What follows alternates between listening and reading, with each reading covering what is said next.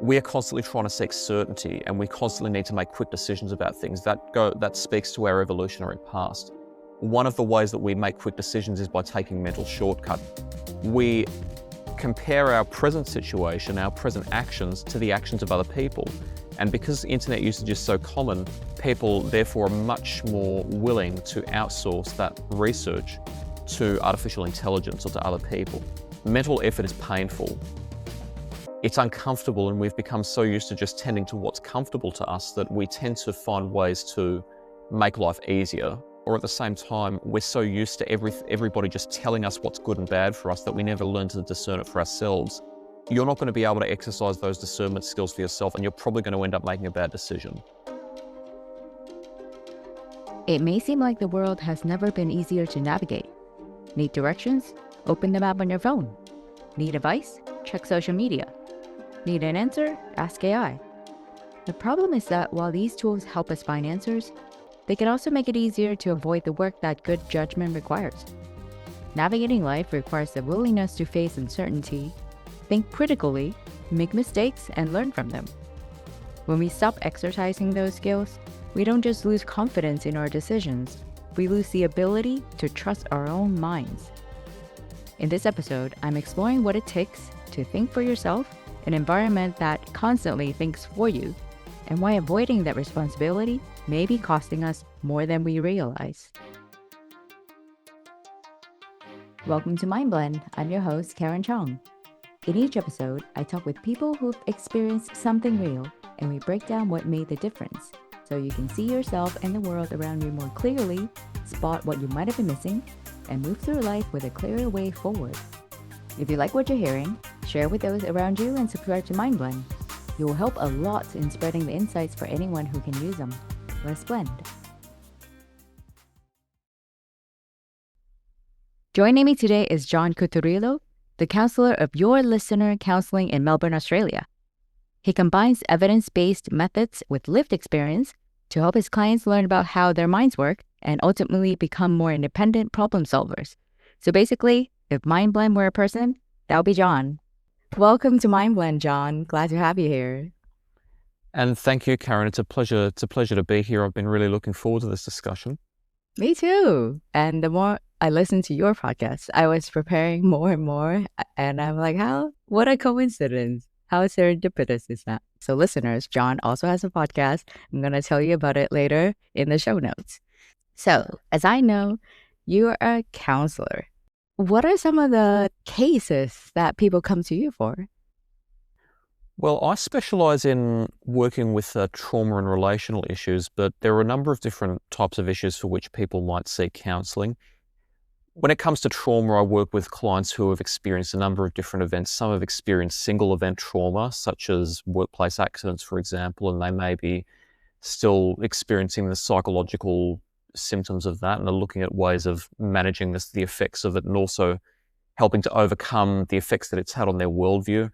Many clients have more deeply seated trauma that's related to their relations with other people and often happens across different relationships in which they've been abused or neglected throughout their life, sometimes even starting from childhood, and they've learned to cope with the world in ways that aren't necessarily helpful for them, and I help them to learn about why that is and develop new, healthier and more effective and sustainable management strategies and ways to live life. And I work a lot with relationships, both in couples and individuals. I help people to learn why they interact with other people in the way that they do, and if it's not helpful, I help them decide how to change it so that they are interacting in a way that's helpful for them. But I also work with other types of issues. I see people for anxiety and depression, mood problems, fears, anger management. I work with people who are undergoing life transition, so people who might be making major decisions or who might have experienced grief. And I work a lot with life skills development as well. So something that we often take for granted is that a lot of the skills that we use in life that are we often assume are common sense are actually learned, and there is a way to actually finesse them, to make them a lot more effective and to actually improve the way that our minds work by paying greater attention to them. And so I work a lot with skills around organization, time management, planning, even areas as simple as my personal planning and budgeting processes. I help people to learn how to finesse them so that they're using their minds optimally and so that they can then carry that mental skill and flexibility into other areas of their life. That is wonderful because I'm glad you mentioned common sense because it's something that comes up here and there in my conversation with people. There is such thing called common sense, but more and more I hear this counter argument of, well, common sense is not very common for everyone, right? So I would like to dig into that a little bit more. You said you train people how they can sort of use their minds better. To generalize, can you name some patterns that you notice in the people who come to you? Why they got into that stage initially?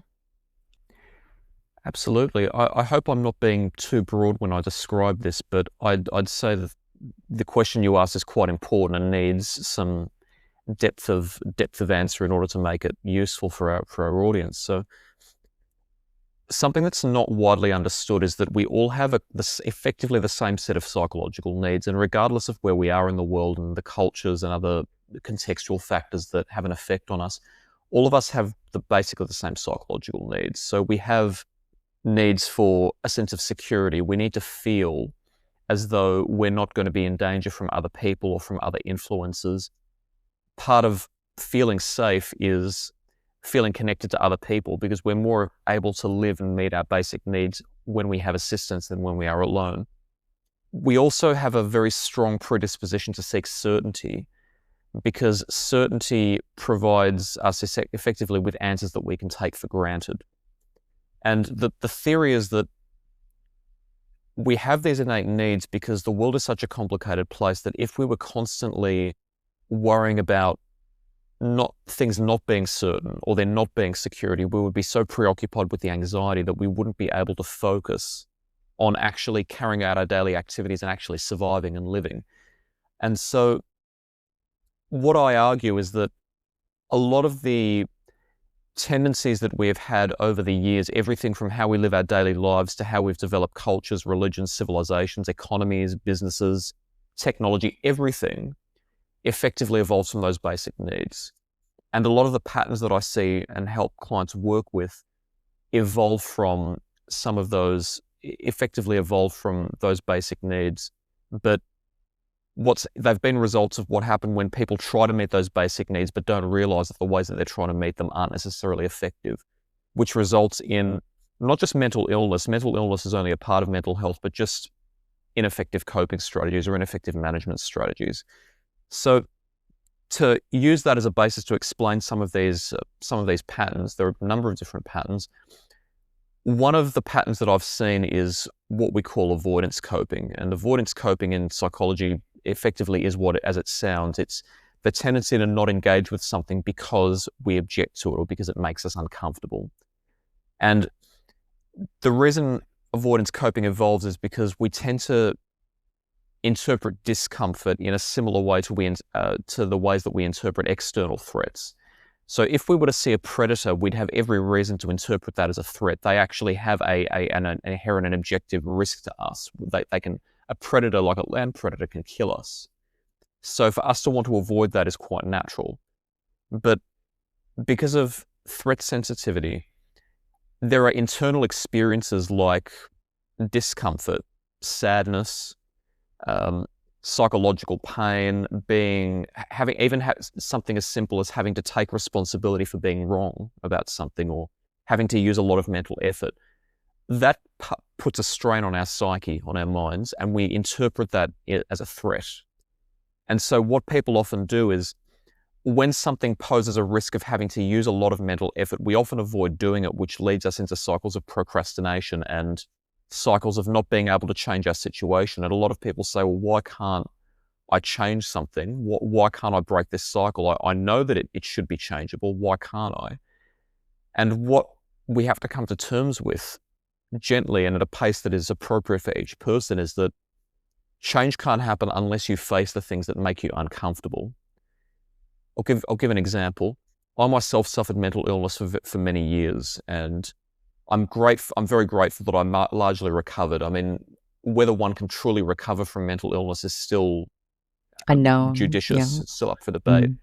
but I'm in a place and have been for a long time whereby even if I'm aware of feeling uncomfortable, I'm fully self-sufficient, and proudly I always have been. But I know the experience, and all too often when we are in the midst of mental illness, so for example, if I was ever in a depressive cycle, that causes a lot of psychological pain and a lot of self-doubt and a lot of catastrophizing, that is to say, feeling hopeless and ultimately overwhelmed by the world. Now, something that's not well understood about mental illness is that it often affects executive functioning, which basically means our brain's basic ability to process information and carry out anything from simple activity through to very complex activities. And what happens in those depressive episodes is we're so preoccupied by the thoughts that the world is a dangerous place and thoughts that the world is hopeless and thoughts that we're helpless, that it affects our executive functioning. And because our executive functioning is affected, we can't engage in simple tasks because our mind literally cannot access the information that it needs to do something simple. And that's why, for example, when a person who's in that state might try to make their bed or do something simple, do the housework, engage in some other activity, they might say, oh, I was feeling brain fog, I just couldn't think of what to do. What that's actually describing is executive dysfunction. Can you explain a little bit more about what executive functions are? Is it your brain telling your body to do something? Just something simple as that? It is, and it's also your brain telling your brain what to do. So undertaking activity, anything that you can do, involves, first of all, retrieving information from your memory about how to do it. Your brain retrieves that and then informs the rest of your mind and your body how to carry out that action. But it also involves processing information from the immediate situation. So if you're, for example, in a profession in which the situations that you handle often change, you're not simply working off memory, you're also using problem-solving skills to take information from the immediate situation, combine that with what you know, and then ultimately make a decision about what to do. Your brain does that, and every activity that you undertake, from the simple activity of opening a door through to something more complex, your brain has to use those skills, and often you're not even aware of it, because the simple activities that are done by what we often call muscle memory, that involves a lot of unconscious processing. So a lot of the time it's just your brain doing things because it's learned to do them that way, and you can do it without any conscious thought. But ultimately the reason that that's relevant is that often people who suffer depression, and again, this is not blaming anyone, we ultimately don't learn these skills until we have to sometimes, so it's not a case of anyone being at fault, but often what happens is we're in those states and we can't figure out how to break the cycle, and no one's, like, in the media and in popular thought, we often talk about secrets to motivation, but really there's a very simple truth to it that is constant across situations, that there's no real secret to it. In order to break the cycle, you actually have to be willing to do what you're reluctant to do, and regardless of how well or not so well you do it, stick with it. So I was talking to someone just the other day about this as an example, but if I was in a depressive state, the way to break it would be, I really don't feel like getting out of bed. I'm going to get out of bed anyway. I'm going to feel horrible about it. I'm not going to want to be out of bed, but I'm going to do it anyway.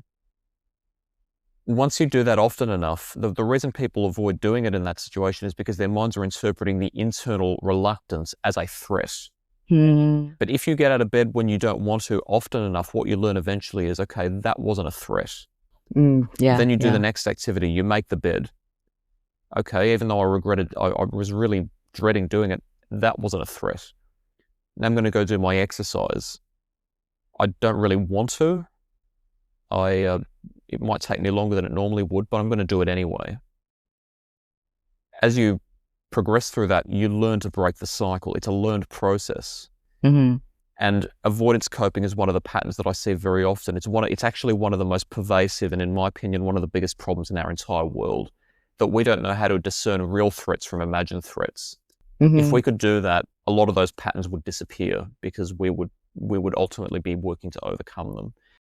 That's a major one. Another major pattern that has some similarities to it is misconstruing our desires for needs.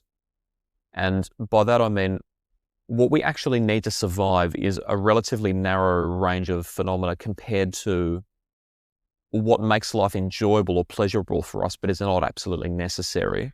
Yeah, And yeah. there's a simple social story, analogy, or observation that I use.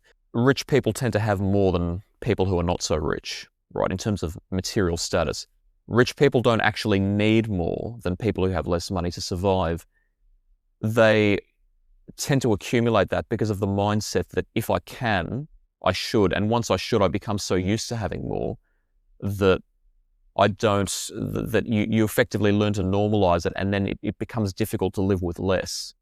It effectively shifts your perception of what is a need. Mm-hmm.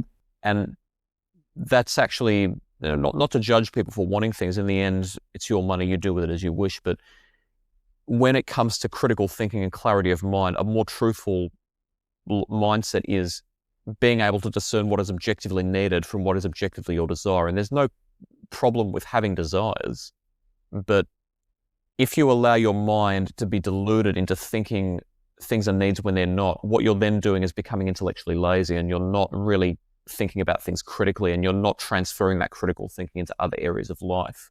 So I'm not exactly a rich man, I'm not a poor man, I'm somewhere in between, but I've observed before that I don't own a lot, because what I like to do is train my mind to live with little, but then learn to be resourceful with that little that I own. And I find that that is a very great exercise for the mind, just as a physical exercise is for the body. And as a result of that, I've learned to use my mind in ways, in other ways that are useful. And so those are a number of different patterns that I've used, that I've observed, that are related, and Mm-hmm. they just speak to the heart of some of our cognitive biases, you could say, some of our cognitive flaws, which again is not to stigmatize people for having them, but more to say that we're capable of a lot more than what we think we are, because we're not often taught those Mm-hmm. intricacies. As you were describing the reason for avoidance coping, the executive function malfunction, overcoming that, why would someone want to do something uncomfortable? Because they don't feel uncomfortable. No one wants to do it. Why does our mind work like that? I know it wants to protect us in one way. Well, what you just said is effectively the answer. Our mind wants to protect us. Thinking, I'd say that the most plausible explanation comes from evolutionary theory, that at the basis of our development as human beings, as a species, we had relatively simple needs, and we had to contend with possible threats. So we had to contend with the possibility that weather events or natural disasters could kill us, land predators could kill us, people from other tribes could kill us.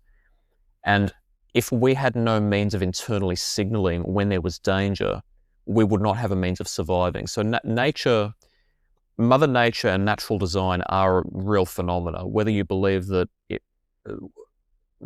natural phenomena were created by physics, or whether they're created by an intelligent creator, that's still up for debate, and I don't think we know the answer to it. But ultimately, nature does have a design philosophy. It has design principles. We are designed the way we are for a reason, otherwise we couldn't have survived the way that we do.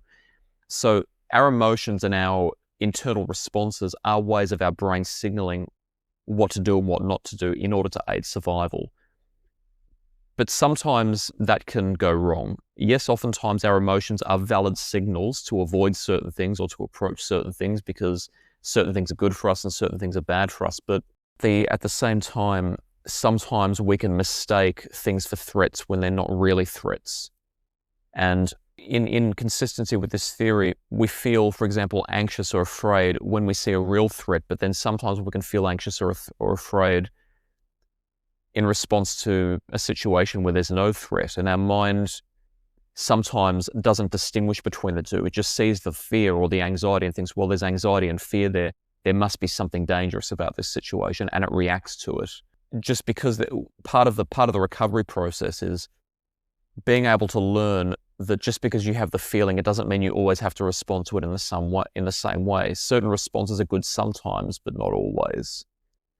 And doing it, actually responding to it, is, as you say, it's not an easy process. It feels horrible. And as anyone who's recovered from anything, be it a physical injury or a mental illness, Yeah. knows, it's horrible. It's going to feel horrible, and there's no shortcut to suffering through that experience to get to a better endpoint. But ultimately, it's a result of our minds trying to protect us, and that's why it's important to be compassionate to ourselves and not to think ill of ourselves, because in the end, our minds are largely just trying to cope with a very complicated world. Sometimes they get it wrong. It's not, there's nothing to be ashamed of, even though people may still try to shame us for it. There's no true shame in it, in having flaws. It's part of being human. So I want to switch gears a little because something is relevant where you are and about learning this, how to think for ourselves. Australia. You're in Melbourne, Australia. End of last year, Australia passed this ban on social media for anyone younger 16. Is that right? Now, what do you think? What's your initial reaction to having this ban? What do you think about the fact that we have to have this ban for younger teenagers?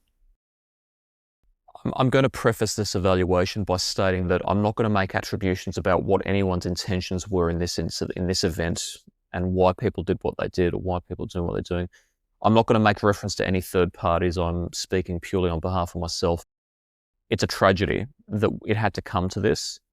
It signals a number of problems in society that people are completely ignorant of, and we need to be more aware of it. So one facet is of this.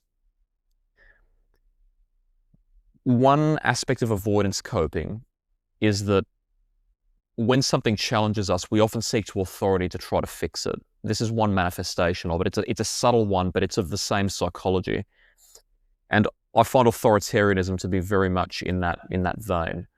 If we constantly look to authority to ban things by law, the mindset is problematic because it completely ignores the fact that even if you ban something by law, it's not going to eliminate that exact phenomenon. It's also not going to eliminate what caused it. To be more specific, social media is a technology. It's a means of communicating. But the reason social media exists has nothing to do with modern day life. It goes back to the dawn of civilization and deep in our psyche. We have a need for being connected. We have a need for stimulation. Social media companies make money by providing a product that attends to our desires, to our needs, right? Exactly. And what people have been effectively conditioned to think is that just because somebody in authority says something's bad, we must agree with it and we must then go with the logic of banning it. If we ban it, it effectively breeds a culture by which we remain ignorant of what's causing that phenomenon in the first place. So we're no more enlightened about the psychology of why we use social media by banning it. In fact, if anything, it's making us more ignorant of it because it's giving us this false sense of security of, oh, I don't have to worry about social media for my kids because the government's banned it. Everything's going to be fine. They're not going to engage with it. Like they can't touch it. Exactly. It doesn't exist. Yeah, but like we found when trying to ban alcohol, people still have access to it. They'll find ways to circumvent it. But that's only one aspect of the problem. Apart from sort of deluding ourselves into ignoring the problem, it's also breeding a culture of deluding ourselves into thinking, well, we don't actually have to look out for what our kids are doing because the government will do that for us. The government is not the entity that should be raising your children. And if you are not prepared to raise children yourself, quite frankly, you shouldn't be having them.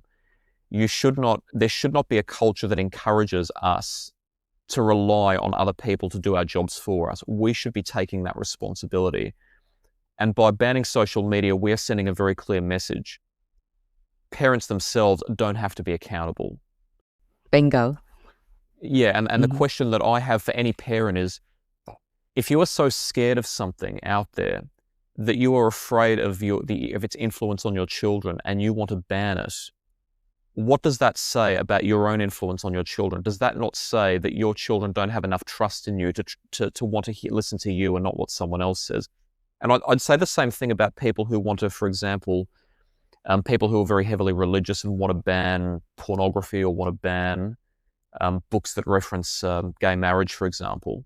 I'd say, If you are so confident that the ideas you're teaching are correct and that your children will have faith in them, why are you so scared of somebody else having an influence on them? Don't you think your influence is strong enough? And people hate hearing that because it involves looking inwards and say, hey, maybe I should be trying to improve myself. But ultimately, it's hard to see it any other way. If you are genuinely a good influence on your children, you don't have to fear them being corrupted. And there are plenty of parents out there who demonstrably parent their children in a way that their children are not going to be swayed by outside influences because they believe in what's right. They believe in them, in their ability to lead their children down the right path. But I'm not going to judge people who might think it's a good thing, because in the end, we've been taught that these ideas are valid. But I'd warn people to seriously reconsider, because throughout history, societies that have banned things as a means of trying to solve problems largely have had, and I'm not talking about things that are inherently wrong like murder, homicide, rape. Those things are always going to be wrong regardless of how you think about them. But banning media, societies historically have been rather troubled when governments think that that's a good idea. So I'm exercising freedom of political speech, saying no, it shouldn't have happened. I think you need to educate parents, not ban things. That speaks a lot to, it's almost fueling the problem. The reason why social media has become a problem, especially in younger users, because the younger users, they have not developed that past experience of how to handle different situations. It just takes this learning opportunity away from them, because they haven't really dealt with situations. Like, yes, you go to school, yes, you have people you interact with, but social media is scary. It's like the open ocean. It's like you don't teach them how to swim. Of course, they're going to be afraid of the ocean. And you don't teach them how to swim. You just ban them from going near the ocean. It's like that. So what's the risk of not developing the skills early? If you don't develop the skills early, you'll struggle to exercise them when there's no one around to help you. See, that you're right that it's fueling the problem, because one of the reasons people become so enmeshed in social media is because they haven't been taught to discern desire from need. Because if we were taught that, we would realize that we don't need to be constantly stimulated. In fact, if anything, we're not designed to be. It's not good for us. And so if you don't get your hands dirty, so to speak, fall over, get some scrapes here and there, and learn how to handle adversity. And adversity is often not, our minds often interpret as adversity not getting what we want immediately. If we're so used to social media giving us instant gratification, but we don't learn that that's not good for us, or at the same time, we're so used to everybody just telling us what's good and bad for us that we never learn to discern it for ourselves, eventually we're going to reach a point in life where we have to face moral decisions. What choice do I make in this situation? Is it going to be good for me or someone else, or is it going to be bad for me or someone else? And if all you've done is hide people from danger and not put accountability on parents to teach children right and wrong, you're not going to be able to exercise those discernment skills for yourself, and you're probably going to end up making a bad decision. Or at the same time, it may cause such major anxiety that it interrupts with life. And that's why people who suffer relational trauma suffer problems with relationships later in life, or they suffer problems with executive functioning or decision-making skills, because they've fundamentally been taught that they're not worthy because their caregivers didn't teach them to love themselves. And so later in life, they've learned not to hold themselves in high regards. And if they don't have any confidence in themselves, then they don't have any confidence in their ability to make decisions. And so they avoid them for fear of what could happen on the other side. So yeah, we're getting to the stage in civilization where we don't have critical thinking skills, and we don't have what our minds really require of us, what life really requires of us, because we're being taught just avoid things that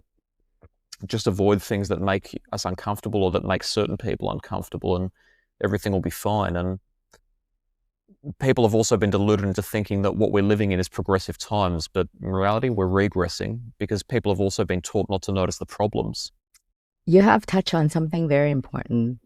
We are losing our cognitive thinking, critical thinking skills, and something about social media beyond the getting connected with people is how easy it is to have access to a pool of people to ask questions that normally you would just think through different ways to go about it.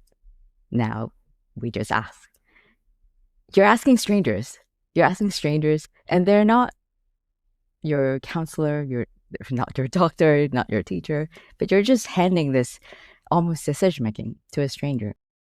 It's been, I'd say, 10, 20 years since we have the access to the internet. Finding information is a lot easier. It started out as finding information. Now it has evolved with, I can just ask it a question and it will tell me immediately.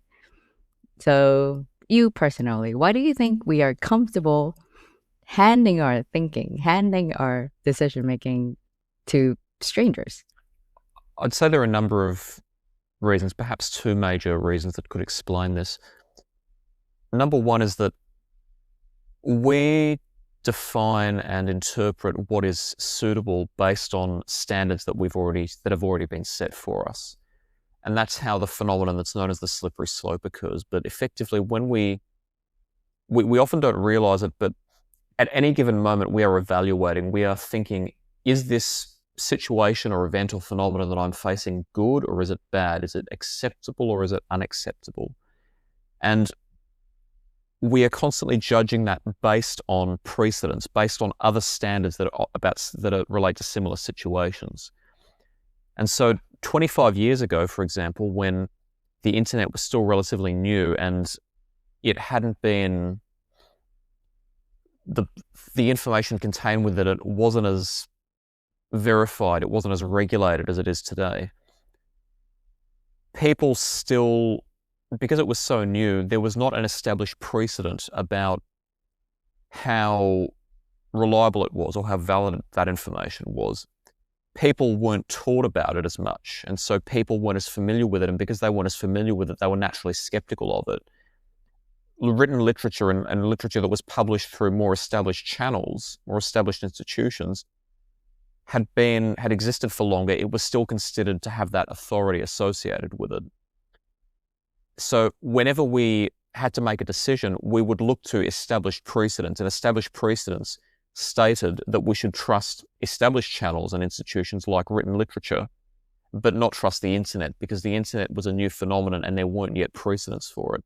25 years later, people have become, I'd say, slightly more educated about how information can be inaccurate, although I wouldn't say fully informed, far from it, but slightly more so.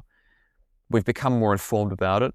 The internet has become a lot more accessible, more credible and authoritative sources and people are using it to distribute information. There's more valid information there.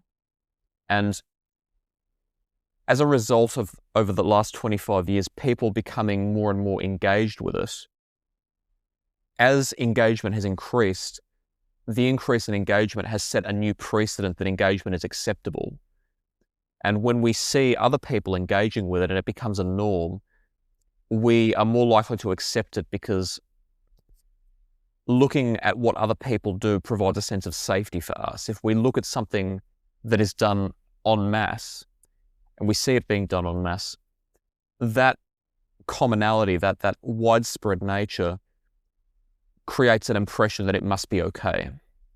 Because as I said earlier in the discussion, we are constantly trying to seek certainty, and we constantly need to make quick decisions about things. That speaks to our evolutionary past.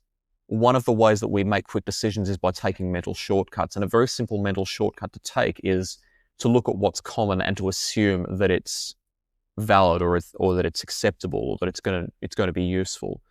So as engagement increases, each successive generation observes that and then internalizes it or interprets it as meaning that engagement is useful or that it's going to be the most helpful solution to a problem. So now we compare our present situation, our present actions, to the actions of other people. And because internet usage is so common, that has set a strong precedent that it's useful or that it's acceptable. People, therefore, are much more willing to outsource that research to artificial intelligence or to other people. I'd say the second reason is to do with the same psychology that fosters avoidance coping.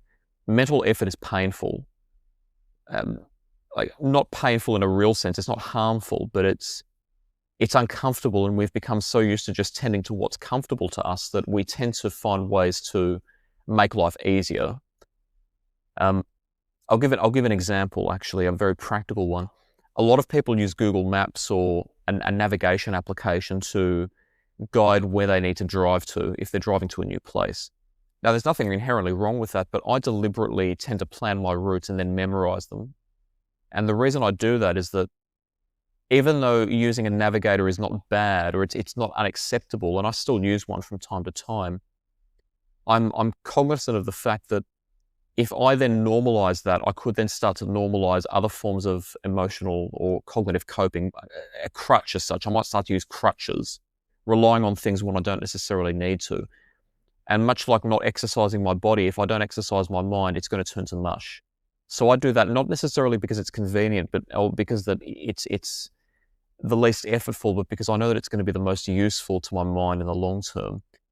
And the concentration actually does me good. I'm more focused on where I'm actually going, so I'm less likely to make mistakes that way. So I'd say those are the two reasons why people tend to be rather quick to do it. And again, it's not to say that we should judge people for doing it, but more to educate people and say that we're actually worth investing the effort in because we have inherent virtue as human beings. Your explanation is a lot better than what I usually tell my friends. Do you really need the GPS? Don't you go there all the time? What you answered made me realize initially technology helped us handle the unknown. With the navigation system, now you can go anywhere. You can find this restaurant, this type of food you want to get. Put it into the GPS. It will take you there. Maybe before the internet navigation system, you are only limited to the restaurants, these food places that you know. But now, yes, it opens up opportunities, which is a good thing. But once you know that, we get lazy. We don't need to think. We don't need to memorize where things are because of that. And even sometimes it's not a shortcut. It actually sends you around because it has this programmed way to tell people this is how you go. And certain roads become really congested because of that. Everyone is just following the GPS when you can easily just go around and you'll get there quicker. There are fewer traffic lights. So it's this outsourcing of thinking. And if you were to imagine hundreds of thousands of years ago, we needed to make shortcuts because there are actual dangers. We need to make shortcuts, quick decisions.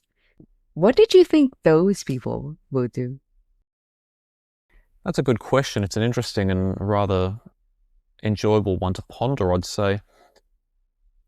I'm trying to think of how did the first person who ever navigated navigate? I'd say, I'm no anthropologist, but maybe by trial and error, I'd say. Perhaps there are perhaps certain instincts that humans have. I'm assuming that we do have some instincts. So as an example, an analog with other animals, I believe when certain species of turtle hatch on the seashore, they instinctively know to run towards the water because they know that they're instinctively programmed to do that to avoid being attacked by land predators. So I'm assuming we have some, in fact, I'd say there's a strong reason to argue that we have certain instincts about the fact that if we go to that big blue body over there, it's water, and if we drink it, then it's what we need for life. So we have certain instincts that guide us towards certain places that are in our immediate span of knowledge. But outside of that, I would say probably through trial and error. What did explorers do historically? They didn't necessarily know where they were going to land when their ships reached the shore, but they did that. They went where they weren't familiar with deliberately to try and discover what was there and then to document it. And as traditions and practices evolved over time, people passed knowledge from generation to generation and developed new ways of recording it.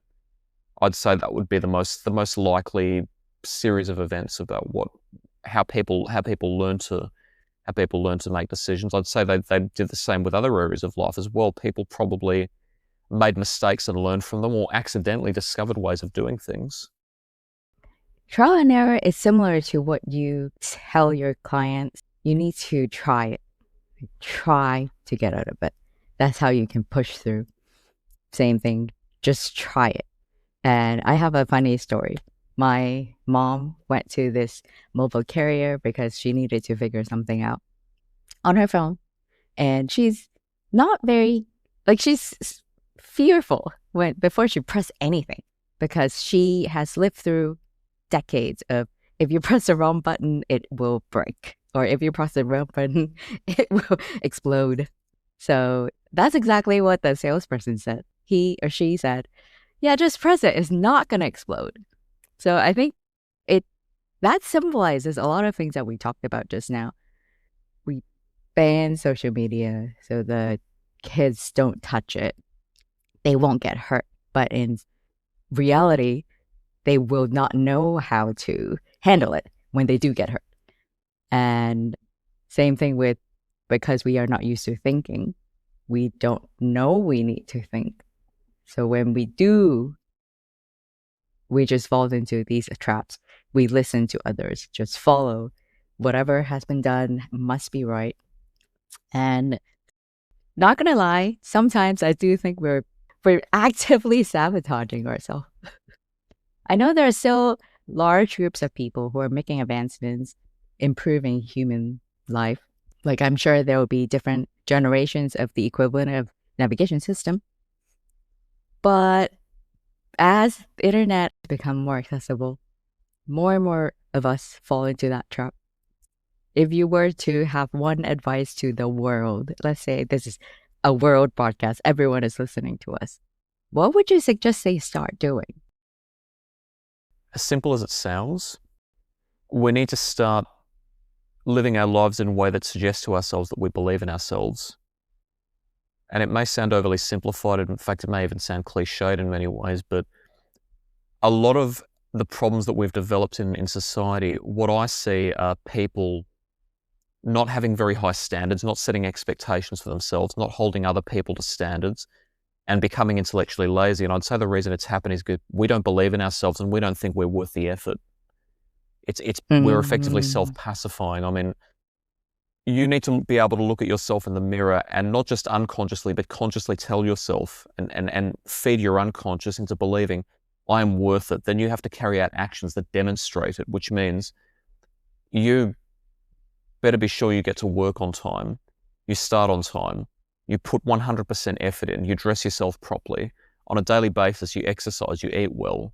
When you allocate time to enjoy yourself, enjoyable activities, you spend time with the ones that you love. Learn to speak your language properly, whatever language you speak. Learn to speak it with proper diction and learn to write it properly. When you do your housework, do it with attention to detail. When you fold your clothes, do it with attention to detail. Organize your home.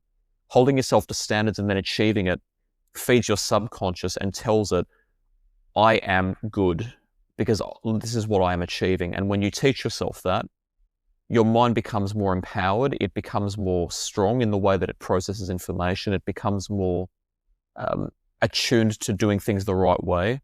And you begin to believe in yourself. When you begin to believe in yourself, you start to notice things that are wrong and you start to feel righteousness in putting them right. If people thought that, and if people genuinely, a lot of people say they have self-love, but if they genuinely did that, if they genuinely felt that, more people would be quitting smoking, quitting the drugs, quitting the alcohol, spending less time on social media, more time with their family and friends, more time out in nature with their pets and so forth. And they'd ultimately be working together in their enterprises, not just to make money, but to ultimately do things that are beneficial to people, to society. Yes, money can be evil, but you can also make the best of the situation and actually do something meaningful in enterprise. And we spend so much of our lives in it, and yet we devote so little of our self-worth to it. I'd say that would be my simple message. Start believing in yourselves properly through action. It makes the world of difference. Mm-hmm. Yeah, self-love oftentimes it's interpreted as self-indulgence. I'm just gonna not do anything today. I will eat whatever that's in the fridge. I will just go out in my pajamas. Because going out in pajamas, I'm seeing it more and more. So there's something that I haven't really understood growing up. Like, I've heard people say, even if you don't respect others, respect yourself. When I was young, I didn't really understand what that meant. You just answered it. Respect yourself. You deserve to look a certain way, to present yourself the way that you want others to respect you.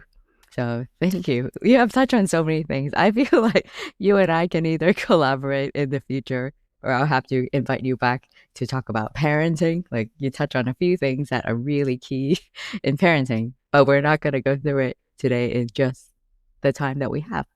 So what I want to do now is do a quick rapid fire round of questions. Just answer it, whatever comes to mind first. Just something fun to finish our episode. What's one common sense thing you secretly question? Oh, whether spirituality and science are at odds with each other. I'd say that I say that they're not.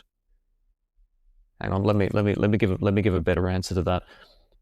Common sense often says, like, in terms of common societal beliefs, that spirits aren't real or spirituality isn't real. I often question that because I think there is something beyond the physical realm. I just don't know what it is. Okay. A habit you know is good for you, but still resist sometimes. I'd say learning to delineate my work life and my personal life, because I do work a lot. And you work with the mind too, so it's hard to avoid blurring that line. It's hard to switch off sometimes, so that's my area where I still need to work on it. Me too, to be honest. What do you do first thing every morning to put you in the right state of mind? Muesli. Same breakfast every morning, muesli. And that you and I have a lot in common.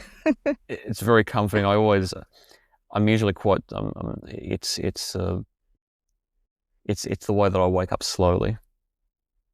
Okay, last one. What would your younger self disagree with you today? That convention doesn't matter. Convention can be misused. Convention has been used to oppress people throughout history across civilizations, but at the same time, traditions have a lot of value, conventions have a lot of value, and I think we should be more discerning in which ones we dispose of and which ones we keep. Follow-up question. What would your younger self think about those things that you said? I'd say my younger self probably would have called me a fud, an old man. As they all do. As they all do. Although something tells me, I'm thinking of my 16-year-old self who probably would have. I think my younger self actually probably would have said, "Look, maybe I don't agree, but I can see where you're coming from." Your younger self would say that?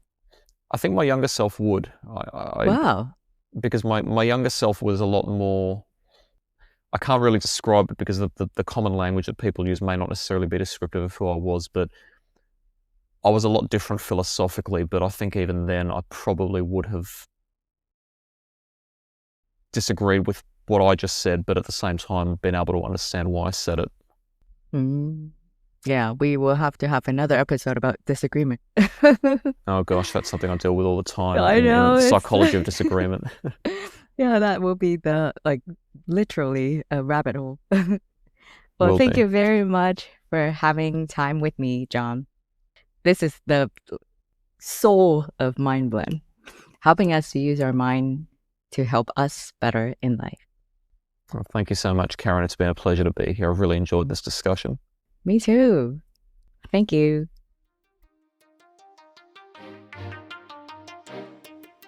Thanks for listening to this episode of Mind Blend.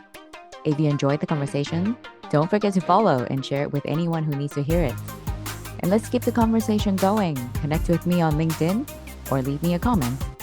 Until next time, stay curious, keep exploring, and let's continue to blend our minds and discover what's possible.